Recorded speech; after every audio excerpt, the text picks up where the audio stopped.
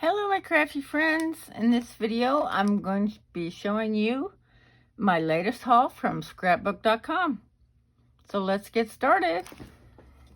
I just got this today.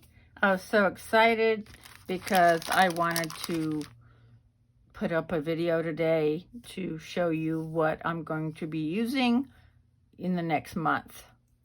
I haven't decided which project exactly I'm going to use it for, but there are a few coming up.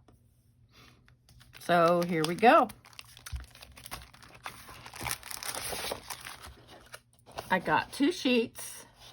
They're the same ones. I'm just going to use the candy side and the stars. So there's 2 separate sheets of patterned paper. And the ephemera that goes with the I Love Halloween. That's the name of this paper set, I Love Halloween. And then I got some white and black glitter paper.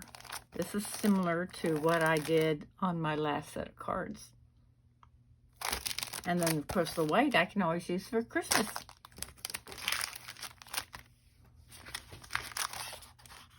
Very short and sweet. But this is my latest Scrapbook.com haul. Thank you so much for joining me. And please stay tuned for the cards that I make with these. Bye-bye.